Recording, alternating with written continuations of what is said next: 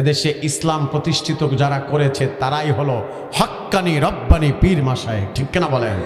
মিয়া সাহেব, যারে দিয়া সিন্নি খাইলা মোল্লা, কথা কয় না, যারে দিয়া সিন্নি খাইলা মোল্লা চিনলা না। এখন বলে এখন সময়ের পরিবর্তন হয়ে গেছে, এখন মাজার ভেঙে গুড়িয়ে দাও, ঠিক না?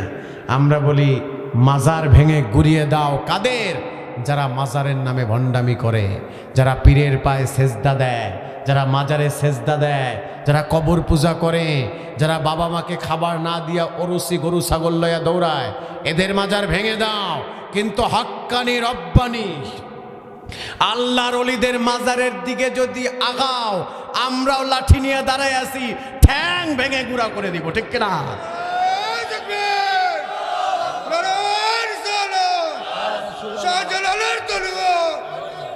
সরসিনা দেখেন, ফুরফুরা দেখেন, জৈনপুর দেখেন, ফুলতলি দেখেন, সোনাকান্দা দেখেন, অনেক হক দরবারে দেশে আছে যারা মুরিদের কাছ থেকে নেয় না, বরং পকেট থেকে খরচ করে, ভাই ঠিক না?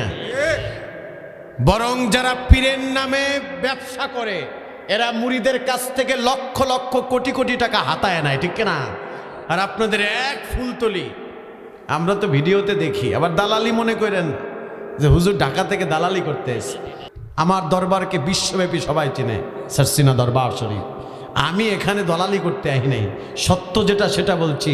আমরা ফেসবুকে দেখছি যে পীর কাকে বলে। আল্লাহ, পীর নাকি নিজে এতিমদের গোসল করায়, আবার মুখে খাবার তুলে দেয়। আল্লাহ আকবার।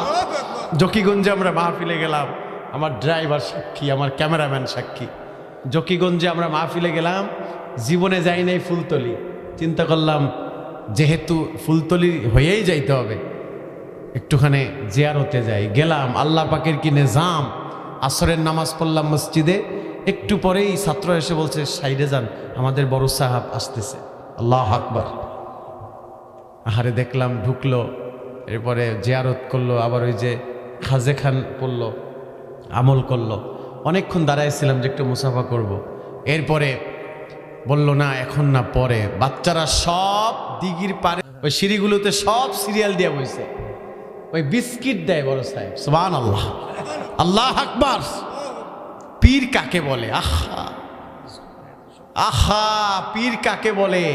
এতিমের মুখে খাবার তুলে দেয়, যার বাড়ি নাই তাকে বাড়ি করে দেয়, যে বিধবা মহিলা খাবারের জায়গা নাই তাকে খাবার দেয়, যার কর্মস্থান নাই তাকে আসবাবপত্র কিনে দেয় যাতে কর্ম করে খেতে পারে। আল্লাহ আকবার। মানুষের বাড়ি পুড়ে গেলে বাড়ি করে দেয়।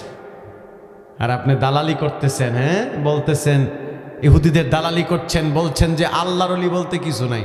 একদল আছে না, আল্লাহর ওলি বলতে কিছু নাই। বেটা, রাতের বেলা তুই বালিশ দিয়া ঘুমাস, তাও আবার একটা না দুইটা, একটা মাথায় দেয় আর একটা দেয় কোলে, এই জন্য নাম হইল কোল বালিশ। কথা কন, একটা মাথায় দেয়, একটা কোলে দেয়, এরপরে ঘুমায়। তোমার দালালি করতে তো আর ঠেকে না।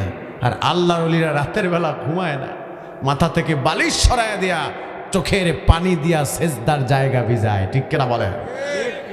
সিজদায়ে নত হও, অশ্রু ছাড়ো, আল্লাহর শরণে হৃদয়ে গাড়ো, প্রাণ ঢেলে সব ব্যথা বলো প্রভুকে, বলো প্রভুকে। এই রাত কি কেটে যাবে ঘুমে অলসে, ঠিক না? আমরা তো ঘুমে আর অলসেই কাটাই, আর অলিরা রাতের বেলা দাঁড়িয়ে দাঁড়িয়ে রবের কদমে সেজদা দেয়, ঠিক কিনা? এই জন্য আপনার আমার কাছে মনে হয় না। মনে রাখবেন, এদেশ এখনো শান্তিতে আছে কারণে হক্কানি রব্বানি সেজদাওয়ালারা বেঁচে আছে যার কারণে, ঠিক কিনা বলেন? এ কারণে এখনো আমরা ভালো আছি।